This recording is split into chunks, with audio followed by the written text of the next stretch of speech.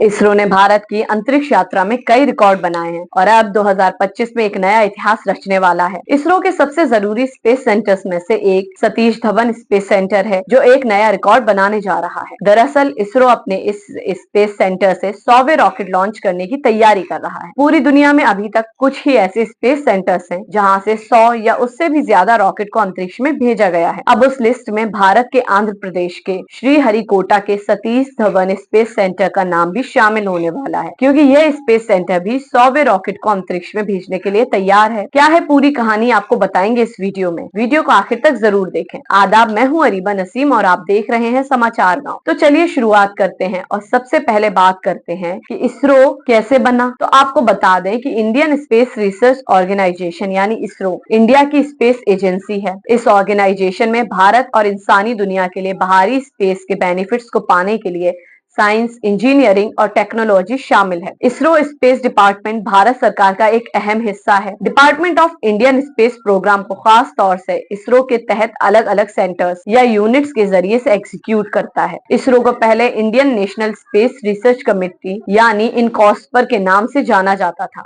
जिसे डॉक्टर विक्रम ए साराभाई की दूरंदेशी पर 1962 में भारत सरकार ने स्टैब्लिश किया था। इसरो का फॉर्मेशन 15 अगस्त 1969 को किया गया था और स्पेस टेक्नोलॉजी का इस्तेमाल करने के लिए बहुत अहम भूमिका के साथ इनकॉस्पर की जगह ली। स्पेस डिपार्टमेंट को 1972 में स्टैब्लिश किया था। इसरो को स्पेस डिपार्टमेंट के तहत लाया गया। इसरो ने अपने मिशन की शुरुआत केरला के तिरुवनंतपुरम में मछली पकड़ने वाले एक छोटे से गांव थुम्बा से की थी और आज इसरो कहां से कहां पहुंच गया, ये जानकर हर भारतीय का सीना गर्व से चौड़ा हो जाता है। इसरो ने अपना पहला लॉन्च अमेरिका से आए साउंडिंग रॉकेट का किया था। तब से चंद्रमा और मंगल पर स्पेसशिप लॉन्च करने तक इसरो ने एक लंबा सफर तय किया है। तो चलिए इसरो की इस ग्लोरियस जर्नी पर एक नजर डालते हैं। श्रीहरिकोटा के स्पेस सेंटर से GSLV रॉकेट के जरिए नेविगेशन सैटेलाइट के लॉन्च के लिए 27.30 घंटे की उल्टी गिनती को शुरू किया गया। उल्टी गिनती खत्म होने के बाद इंडिजीनियस क्रायोजेनिक स्टेज के साथ जियोसिंक्रोनस सैटेलाइट लॉन्च व्हीकल यानी GSLV ने अपनी 17वीं उड़ान में नेविगेशन सैटेलाइट NVS-02 को लेकर यहाँ दूसरे लॉन्च पैड से सुबह 6:23 पर प्रोजेक्ट किया। भारत के पूर्व प्रधानमंत्री जवाहरलाल नेहरू का भी इसरो में बहुत बड़ा योगदान रहा है। उन्होंने विक्रम साराभाई की लीडरशिप में Indian national committee for space research को स्टैब्लिश किया था। नेहरू ने यह काम अपने देहांत से 2 साल पहले किया था। इसरो ने 22 अक्टूबर 2008 को चांद के लिए चंद्रयान 1 रवाना किया था। इस किस्से को 16 साल हो गए, लेकिन आज भी देश का नाम गर्व से लिया जाता है, क्योंकि यह देश का पहला ऐसा स्पेस मिशन था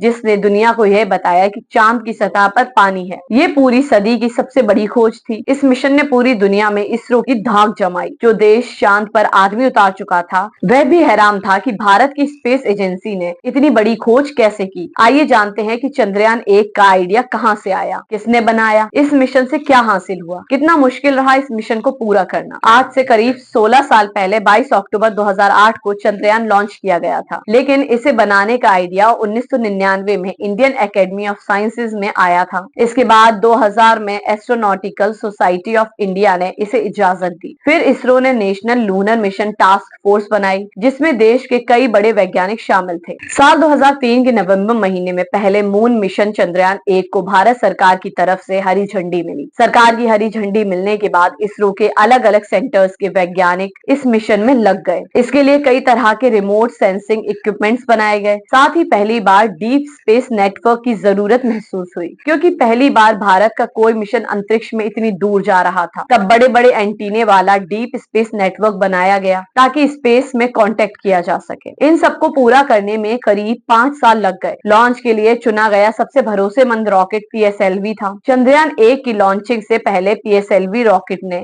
15 सालों में 12 सफल लॉन्चिंग की थी, इसलिए सबसे भरोसेमंद रॉकेट को चुना गया। 2008 में PSLV ने एक साथ 29 सैटेलाइट्स को लॉन्च किया था। उस वक्त यह बहुत बड़ी बात थी, इसलिए इस रॉकेट को चुना गया, लेकिन इसमें थोड़ा बदलाव किया गया ताकि चंद्रयान 1 के वजन को वह उठा सके। इस रॉकेट में लंबे और बड़े स्ट्रैप ऑन लगाए गए। 22 अक्टूबर 2008 को PSLV C11 रॉकेट से चंद्रयान 1 को चांद की यात्रा के लिए लॉन्च किया गया। चंद्रयान 1 को 2 साल में काम पूरा करना था, लेकिन इसने 11 महीने में ही काम पूरा कर लिया। इस दौरान उसने चांद के चारों तरफ 3400 से ज्यादा चक्कर लगाए। 2 जुलाई 2016 को अमेरिका अंतरिक्ष एजेंसी नासा के ग्राउंड राडार सिस्टम ने एक बार फिर चंद्रयान 1 को खोज की। वह लगभग उसी ऑर्बिट में चांद के चारों तरफ चक्कर लगा रहा था। चंद्रयान 1 ने दुनिया को यह बताया कि चांद की सतह पर पानी मौजूद है। 3400 चक्कर लगाने के दौरान चंद्रयान 1 ने करीब 70,000 3D पिक्चर्स भेजी। उसने चांद के 70% हिस्से की पिक्चर्स भेजी थी। यह उस वक्त का रिकॉर्ड था। टेरेन मैपिंग कैमरा से पहली बार चांद की चोटियां और गड्ढों की तस्वीरें ली गईं। पहली बार चांद की सतह पर सोलर स्टॉर्म के इफेक्ट्स की पढ़ाई की गई। 25 मार्च 2009 को चंद्रयान 1 ने पृथ्वी की पिक्चर्स खींचकर भेजी थी। हमसे जुड़े रहने के लिए सब्सक्राइब, फॉलो और लाइक करना ना भूलें और देखते रहें समाचार गांव।